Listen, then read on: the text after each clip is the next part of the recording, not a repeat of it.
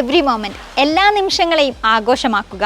മധ്യ കേരളത്തിൽ രുചി സാമ്രാജ്യം സ്ഥാപിച്ച ഒരു ബേക്കറിയുടെ പരസ്യവാചകമാണിത്. ഇത് വെറും ഒരു പരസ്യവാചകമല്ല, അരനൂറ്റാണ്ടിലധികമായി പിന്തുടരുന്ന ആദർശമാണ്. തലശ്ശേരിയിൽ നിന്നെത്തി രുചി വൈവിധ്യം കൊണ്ട് മലയാളിയുടെ ഹൃദയത്തിൽ ഇടം നേടിയ നമ്മുടെ സ്വന്തം ബേക്കറി ബി.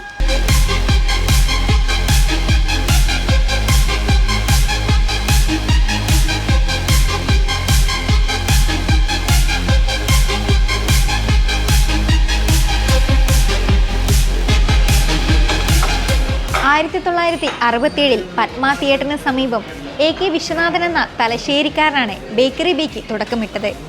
58 വർഷം പിന്നിടുമ്പോൾ 600-ലധികം പലഹാരങ്ങളുമായി രുചിയിലും ഗുണനിലവാരത്തിലും വിട്ടുവീഴ്ചയില്ലാതെ മുന്നേറുകയാണ് ബേക്കറി ബി.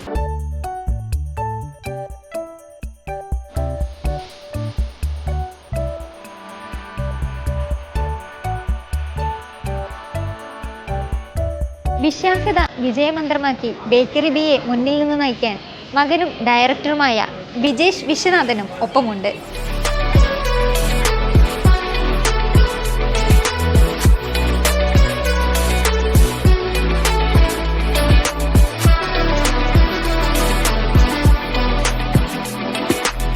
അച്ഛൻ തുടങ്ങി വെച്ചൊരു പ്രസ്ഥാനമാണ്. തുടങ്ങി വെക്കുമ്പോൾ വലിയൊരു ഇത്രയും വലിയൊരു ബ്രാൻഡായി മാറുമെന്ന് നമുക്ക് ആഗ്രഹം ഉണ്ടെങ്കിൽ കൂടി നമ്മൾ കരുതി കാണില്ല. അപ്പോൾ മകനിലോട്ട് അടുത്ത തലമുറയിലോട്ട് ആ ബിസിനസ് കൈമാറുമ്പോൾ അല്ലെങ്കിൽ നേതൃത്വം വഹിക്കാൻ വേണ്ടി കൈമാറുമ്പോൾ എന്തൊക്കെയായിരുന്നു മകന് നൽകിയിരുന്ന ഉപദേശങ്ങൾ, അല്ലെ മകനിൽ നിന്ന് എന്തൊക്കെയായിരുന്നു പ്രതീക്ഷിച്ചിരുന്നത്? പ്രതീക്ഷകൾ നന്നായിട്ടേ ഉള്ളൂ. അതായത് നല്ല നിലയിൽ കൊണ്ടുപോകുന്നുള്ളൊരു പ്രതീക്ഷ വന്നു. ആ പോക്ക് കണ്ടവരെ അറിയാമല്ലോ. ഇപ്പൊ സമപ്രായക്കാരായിട്ടുള്ള ആൾക്കാരാണെങ്കിലും മകന്റെ ബിസിനസിനെ കുറിച്ച് അഭിപ്രായം പറയുമ്പോ ഒക്കെ എന്താ തോന്നാറ്? നല്ല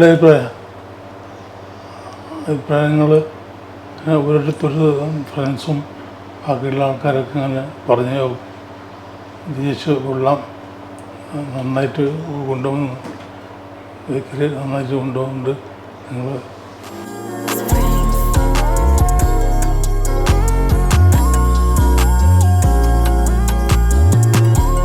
ഓണം എത്തിക്കഴിഞ്ഞു. ബേക്കറി ബിയുടേതായിട്ടുള്ള എന്തൊക്കെ പ്രൊഡക്റ്റുകളാണ് വിപണിയിൽ നമുക്ക് പ്രതീക്ഷിക്കാവുന്നത്?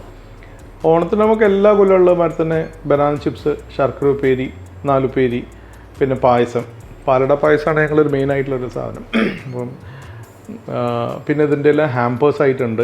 നമുക്ക് ട്രയോ ഹാമ്പർ ഉണ്ട്, അതായത് അതിൻ്റെ അകത്ത് ബനാന ചിപ്സും ശർക്കര ഉപ്പേരിയും കേരള മിക്സറിൻ്റെ ഒരു പാക്കറ്റ് ആയിട്ടുള്ളൊരു ട്രയോ ഹാമ്പർ ഉണ്ട്. പിന്നെ നമുക്ക് ഓണോ ഹാമ്പർ ഉണ്ട്, അതിൻ്റെ അകത്ത് ഒരു 5 പ്രോഡക്റ്റ്സ് ആയിട്ടുള്ള ഇതാണുള്ളത്.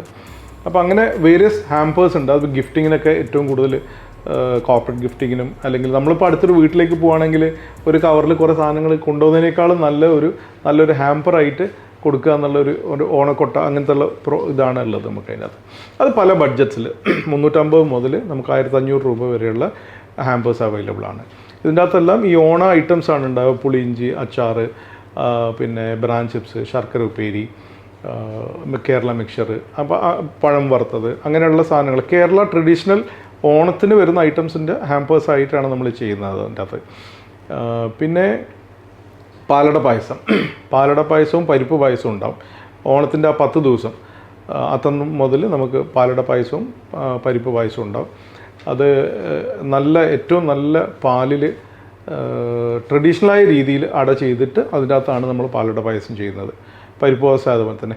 പാലട പായസം നല്ല പേരുള്ള പായസം ഞങ്ങളത് നമ്മൾ സ്ഥിരമായിട്ട് വർഷങ്ങളായിട്ട് കസ്റ്റമേഴ്സ് ഒരുപാട് പായസം പുതിയത് വന്നിട്ടുണ്ടെങ്കിലും പലയിടങ്ങളിലും പായസങ്ങളുണ്ടെങ്കിലും ചെറിയ സ്റ്റാൻഡ് മുതൽ എല്ലാ സ്ഥലത്തും എനിക്ക് തോന്നുന്നു ഞങ്ങളെക്കാളും ഒരു 10-20% റേറ്റ് കുറഞ്ഞിട്ട് പായസം അവൈലബിളാണ്. പക്ഷേ എന്നാലും ഞങ്ങൾക്കൊരു കണ്ടിന്യൂസ് ആയിട്ടുള്ള വർഷങ്ങളായിട്ട് മേടിക്കുന്ന കുറേ കസ്റ്റമേഴ്സ് അത് അങ്ങനെ തന്നെ പോകുന്നുണ്ട്.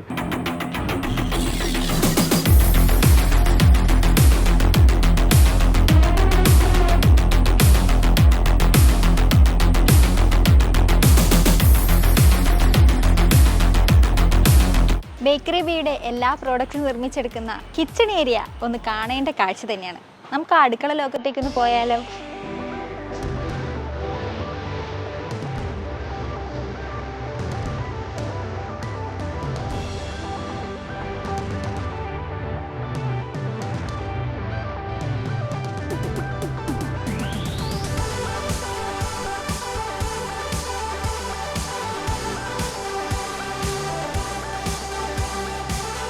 ഈ വർഷത്തെ ഓണം അടിപൊളിയാക്കാൻ ഓണസദ്യയും പായസവും മാത്രമല്ല, ബേക്കറി ബീയുടെ സ്പെഷ്യൽ കേക്ക് കൂടിയുണ്ട്. അതിൻ്റെ സ്പെഷ്യാലിറ്റി എന്താണെന്ന് നമുക്ക് ചോദിക്കാം. എന്താ ഇതിൻ്റെ സ്പെഷ്യാലിറ്റി? നമ്മുടെ ഓണത്തിൻ്റെ വൺ ഓഫ് ദ സ്പെഷ്യൽ കേക്കാണ് ശർക്കര വരട്ടി ബ്ലിസ്. ഇതിൻ്റെ സ്പെഷ്യാലിറ്റി എന്താണെന്ന് പറഞ്ഞാൽ നമുക്ക് കഴിക്കുന്ന സമയത്ത് തന്നെ ശർക്കര വരട്ടിയുടെ ടേസ്റ്റ് പോലെ നമുക്ക് ഒരു സ്പൈസി ടേസ്റ്റും അതുപോലെ തന്നെ ഒരു സ്വീറ്റ് ടേസ്റ്റും ഇതിൽ നിന്ന് കിട്ടും.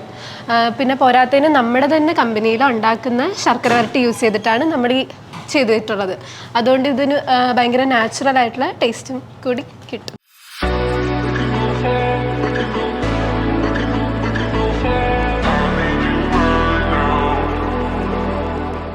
ബേക്കറി ബിസിനസ് ആണെങ്കിൽ ഒരുപാട് ബേക്കറികളില്ലേ നിലവിലിപ്പം വിപണിയിലാണ്, ഒരുപാട് ബേക്കറികളുണ്ട്.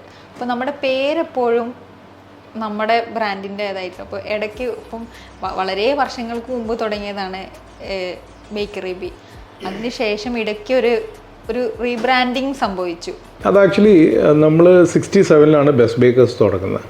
അച്ഛൻ ജ്യൂസ് സ്ട്രീറ്റിൽ പത്മ തിയേറ്ററിൻ്റെ സൈഡിലുള്ള റൂട്ടിലാണ് ജ്യൂസ് സ്ട്രീറ്റ്, അവിടെയാണ് ആദ്യത്തെ ഷോപ്പ് നമ്മൾ തുടങ്ങുന്നത്. അതിനുശേഷം നമ്മൾ കച്ചേരിപ്പടി വന്നു, കലൂര്, ഇടപ്പള്ളി, അങ്ങനെ സ്ഥാപനങ്ങൾ വരുമ്പോൾ ഒരുപാട് സ്ഥലങ്ങളിൽ ബെസ്റ്റ് ബേക്കേഴ്സ് എന്ന് പറഞ്ഞിട്ടുള്ള സ്ഥാപനങ്ങളുണ്ട്. അപ്പം നമ്മളും ആ സമയത്തൊന്നും ഇങ്ങനെ ഇത്രയും വലിയൊരു ഇൻഡസ്ട്രിയായി മാറും, അല്ലെങ്കിൽ ഇത്രയധികം കടകൾ വരുന്നൊന്നും നമുക്കും അറിയില്ലായിരുന്നു. നമുക്ക് അന്നൊരു അത്ര ഒരു ഐഡിയ ഉണ്ടായിരുന്നില്ല. അതിനുശേഷം പല സ്ഥലങ്ങളിലും നമ്മൾ എക്സ്പാൻഡ് ചെയ്യാൻ തുടങ്ങിയപ്പോൾ അവിടെയൊക്കെ ഓരോ ബെസ്റ്റ് ബേക്കേഴ്സ് ഉണ്ട്. ഇപ്പോൾ ഒരു കോമ്പറ്റീഷൻ വരുമ്പോൾ അല്ലെങ്കിൽ ഒരു പ്രോഡക്റ്റിൻ്റെ ക്വാളിറ്റിയെ പറ്റി സംസാരിക്കുമ്പം അങ്ങനെയുള്ള ബ്രാൻഡുകളൊക്കെ നമുക്ക് പ്രശ്നങ്ങളായി വരാൻ തുടങ്ങി. കേരളത്തിൽ എവിടെ നോക്കിയാലും നിങ്ങൾ ബെസ്റ്റ് ബേക്കേഴ്സ് കാണാം. ഇപ്പം കുറേ ആൾക്കാരൊക്കെ ഇപ്പോൾ അച്ഛൻ്റെ ജ്യേഷ്ഠൻ്റെ അടുത്ത് നിന്ന് വർക്ക് പഠിച്ച് ഇങ്ങോട്ട് വരികയുണ്ടായത്.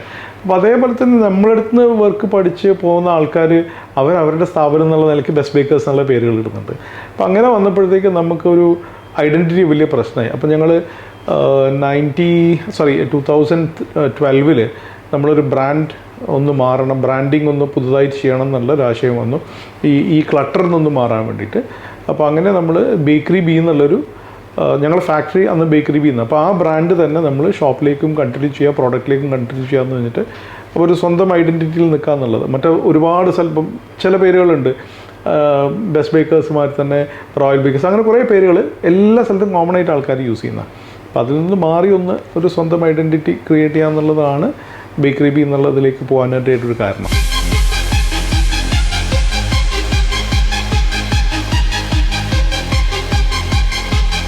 എനിക്ക് ഏറ്റവും ഇഷ്ടപ്പെട്ട കാഴ്ച കേക്കുകളുടെ നടുവിൽ എന്നും ഇങ്ങനെ തന്നെയാണ്. നമ്മൾ ഡെയിലി ഇതിങ്ങനെ റൊട്ടേറ്റ് ചെയ്തുകൊണ്ടേയിരിക്കും. ഇന്നിപ്പം രാവിലെ ഒരു 4 മണിക്കൊക്കെ ഈ ഷിഫ്റ്റ് സ്റ്റാർട്ട് ചെയ്തതാണ്. ആ ടൈമിൽ തൊട്ട് അവർ കേക്ക് ഉണ്ടാക്കും. അപ്പം ഇന്നലെ പ്രോസസ്സ് ചെയ്ത് ഇതേപോലെ വെച്ച കേക്ക്സ് എല്ലാം ഇന്ന് ഷോപ്പിലേക്ക് സെല്ലാവും. ബാക്കിയുള്ളത് ഇന്ന് ചെയ്യുന്നത് ഇന്ന് വീണ്ടും നമുക്ക് ചില്ലറിലേക്ക് കയറും, അത് നാളെ രാവിലെ. ഇങ്ങനെ റൊട്ടീനായിട്ട് ഇത് പോയിക്കൊണ്ടിരിക്കുകയാണ്.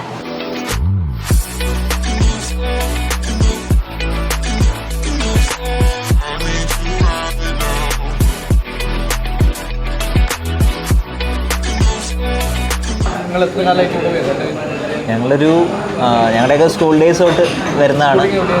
ഇവിടെ ക്യാമ്പിൻ സ്കൂളിലുണ്ടായിരുന്നു ഒരു 2 years, ആ സമയത്ത് തൊട്ട് വരുന്നതാണ്. ഓൾവേസ് ക്വാളിറ്റി, കാരണം വെരി ഫസ്റ്റ് തൊട്ട് നമ്മൾ വന്ന സമയം തൊട്ട് ഇപ്പോൾ വരെ ക്വാളിറ്റിയിൽ ഒട്ടും കോംപ്രമൈസ് ചെയ്യാത്തതാണ്. സോ അത് തന്നെ ഏറ്റവും വലിയ കാര്യം. Especially the cakes and stuff really good.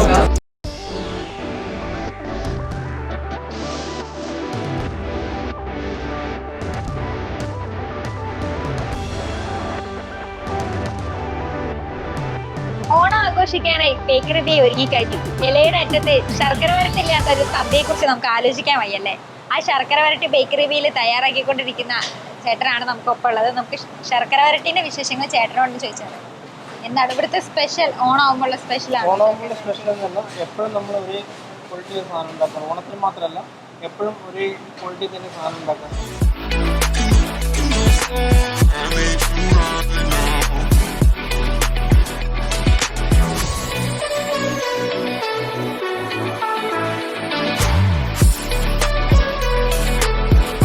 Bakery ബിയുടെ ഏറ്റവും മൂവിങ് ആയിട്ടുള്ള ഉണ്ണിയപ്പം ഉണ്ടാക്കുന്ന ഷൈന ചേച്ചിയും അനു ചേച്ചിയാണ് നമ്മളോടൊപ്പം ഉള്ളത്. നമുക്ക് അനു ചേച്ചിനോ ഷൈന ചേച്ചിയുടെ ഉണ്ണിയപ്പത്തിന് വിശേഷങ്ങൾ ചോദിക്കും. ചേച്ചി എത്ര ഉണ്ണിയപ്പം ഒരു ദിവസം ഉണ്ടാക്കാറുണ്ട്? 3000 ഉണ്ണിയപ്പം ഉണ്ടാക്കാറുണ്ട്. ചേച്ചി ആദ്യമേ ഇവിടെ വന്ന ആദ്യമേ ഉണ്ണിയപ്പം തന്നെയാണോ ഉണ്ടാക്കാറുണ്ട്? അതെ.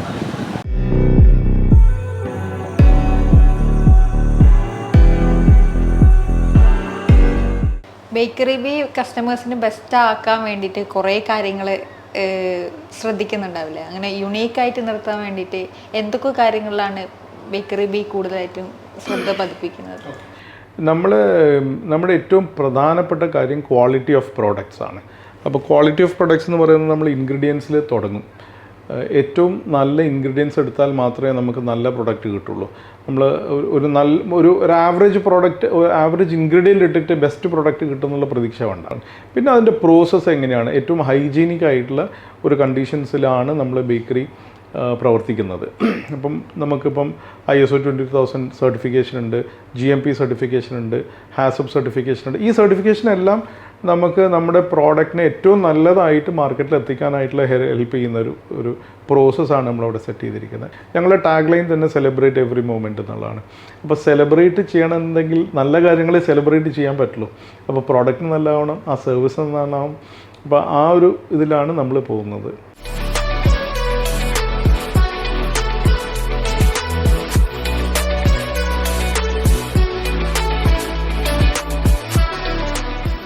ഒരുപാട് കാലമായിട്ട് ബിസിനസ്സിലുണ്ട്. അപ്പോൾ പണ്ടത്തെ മാർക്കറ്റിംഗ് രീതി ഇപ്പോഴത്തെ മാർക്കറ്റിംഗ് രീതിയും വളരെ വ്യത്യാസം, വലിയ അജഗജാന്തരം വ്യത്യാസമുണ്ട്. അപ്പം അതൊക്കെ എങ്ങനെ അക്സെപ്റ്റ് ചെയ്യാൻ പറ്റുന്നുണ്ടോ, ആ ഒരു മാർക്കറ്റിംഗ് രീതികളൊക്കെ? കൊണ്ടുവരുന്ന ശ്രദ്ധിക്കാൻ പറ്റും. അതിനത് നമ്മളെ അതേമാതിരി കസ്റ്റമേഴ്സിനോട് നമ്മളെങ്ങനെ പെരുമാറണം, അതേമാതിരി തന്നെ അവർ നമ്മളോട് പെരുമാറും. അതുമാതിരിയുള്ള പിന്നെ ഇത് എല്ലാം മകനും ഇതെല്ലാം കണ്ടുകൊണ്ട് ഇറങ്ങുന്നതാണ്. അപ്പോൾ അതേമാതിരി തന്നെ വളർന്നു വരുമ്പോൾ അച്ഛൻ ചെയ്ത മാതിരി ഇങ്ങനെയൊക്കെയാണ് ചെയ്തിട്ടുള്ളത് എന്നുള്ള ഒരു ഇത്. അപ്പം അതിൽ ഒന്നും കൂടെ നല്ല നിലക്ക് ആണെന്നുള്ളതായിരിക്കും അവൻ്റെ വിചാരം, എൻ്റെ വിചാരം അത് തന്നെ.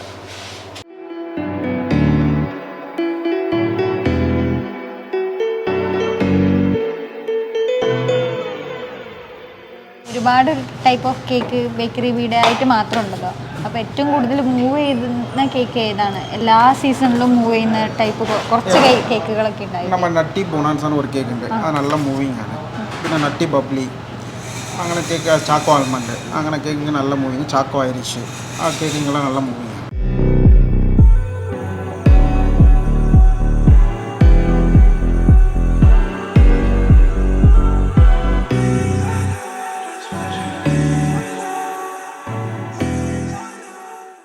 ഒരുപാട് പ്രോഡക്റ്റുകളുണ്ടല്ലോ, പക്ഷേ ഡയറ്റ് അല്ലെങ്കിൽ ഓൺലൈൻ ഡെലിവറി അതൊക്കെ ഭയങ്കരമായിട്ട് കൂടിക്കൊണ്ടിരിക്കുന്ന സമയമാണ്. ഇപ്പം ആൾക്കാർ കൂടുതൽ ഹെൽത്തിൽ കോൺഷ്യസ് ആണ്. ഇത് ഫുഡ് ഇൻഡസ്ട്രി അല്ലെങ്കിൽ ബേക്കറി ബിസിനസ്സിനെ ബാധിക്കുന്നതായിട്ട് തോന്നിയിട്ടുണ്ട്. ബേക്കറിയെ പറ്റി പൊതുവേ പറയുമ്പോൾ ആൾക്കാരുടെ മനസ്സിൽ ആദ്യം തന്നെ ജങ്ക് പ്രോഡക്റ്റാണ് അല്ലെങ്കിൽ അൺഹെൽത്തി പ്രോഡക്റ്റാണെന്നൊക്കെ പറയും. പക്ഷേ അത് അങ്ങനെയല്ല ശരിക്കും.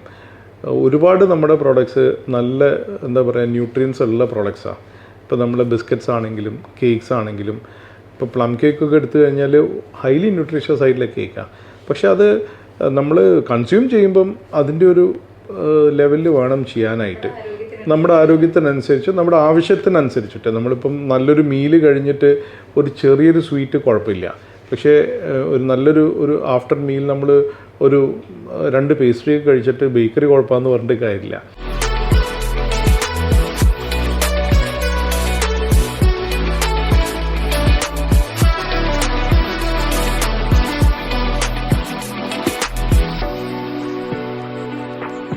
ബെസ്റ്റ് ബേക്കറി കസ്റ്റമേഴ്സിനെല്ലാം ബെസ്റ്റാണ് കൊടുക്കുന്നത്. എന്നിരുന്നാൽ കൂടിയും കസ്റ്റമേഴ്സിന് കൂടുതൽ താല്പര്യമുള്ള കുറച്ചധികം പ്രോഡക്റ്റുകൾ ഉണ്ടാവില്ലേ? എന്നും ഏത് സീസൺ ആയാലും ബേക്കറിയിൽ കൂടുതൽ മൂവ് ചെയ്യുന്ന കുറേ പ്രോഡക്റ്റ്സ്, അതെന്തൊക്കെയാണ്? ഇപ്പം നമ്മൾ കേക്ക്സിൽ ജാക്ക് ഫ്രൂട്ട് കേക്കും ക്യാരറ്റ് കേക്കുമാണ് ഏറ്റവും കൂടുതൽ കസ്റ്റമേഴ്സ് വളരെ ഇഷ്ടപ്പെട്ട് വാങ്ങിക്കൊണ്ടുവന്നത്, റിപ്പീറ്റഡ് ആയിട്ട് വാങ്ങിക്കൊണ്ടുവന്നത്. സ്നാക്ക് ഞങ്ങളുടെ ഫ്രം സമോസ, കട്ട്ലറ്റ്, പഫ് എല്ലാം നമ്മുടെ ഒരു ഓൾ ടൈം ഫേവറേറ്റാണ്. ഏത് ദിവസം വൈകുന്നേരം ഷോപ്പിലൊരു 4-5 മണിയാകുമ്പോഴത്തേക്കും സോൾഡ് ഔട്ടായി പോകും. ബിസിനസ് വളർന്നുകൊണ്ടിരിക്കുകയാണ്.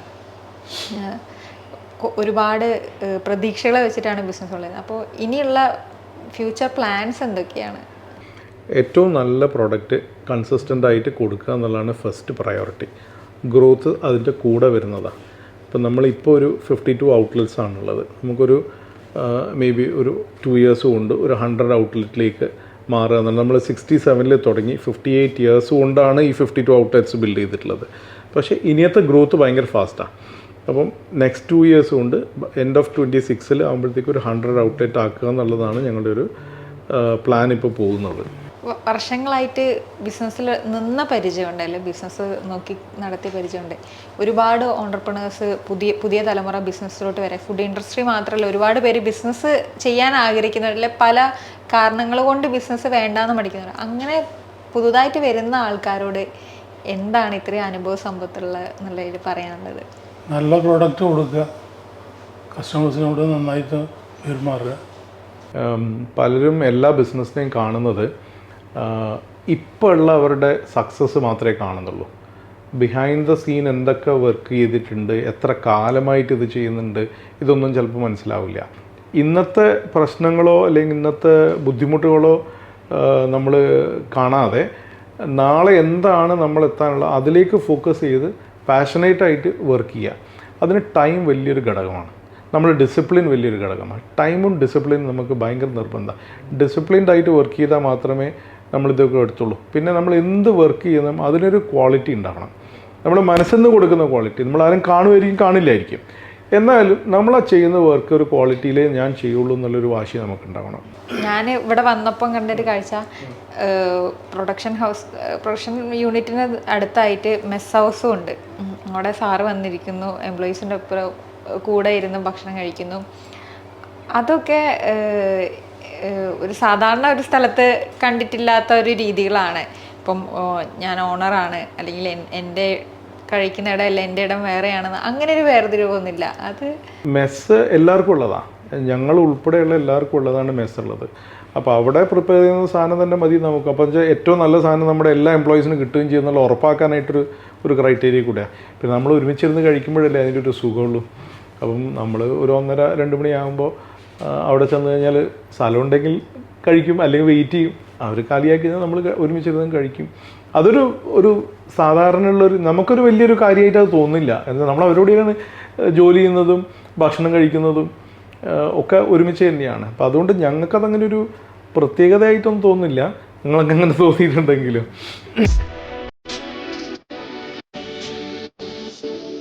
ബേക്കറി ബീക്ക് അങ്ങനെ സീസണൊന്നുമില്ല, നമുക്ക് എപ്പോഴും സീസൺ തന്നെയാണ്. ഇനിയിപ്പോൾ ഓണത്തിന് ഒന്നും കൂടെ അത് സീസൺ ഒന്നും കൂടെ നന്നായി വരും.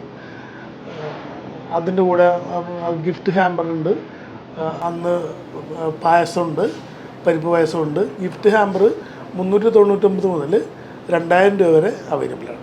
ഏതൊരു ബിസിനസ്സിൻ്റെ ഒരു പ്രധാന ഘടകം, അതിൻ്റെ സക്സസിൻ്റെ പ്രധാന ഘടകം ഫാമിലി സപ്പോർട്ട് സിസ്റ്റം ആയിരിക്കും. ബേക്കറി ബീയുടെ ഒരു ബിസിനസ്സിലേക്കുള്ള ഒരു ഫാമിലി ഇൻവോൾവ്മെൻ്റ് എങ്ങനെയാണ്? ഫാമിലിയുടെ ഇമ്പോർട്ടൻസ് ഭയങ്കര നിർബന്ധമുള്ളതാണ്.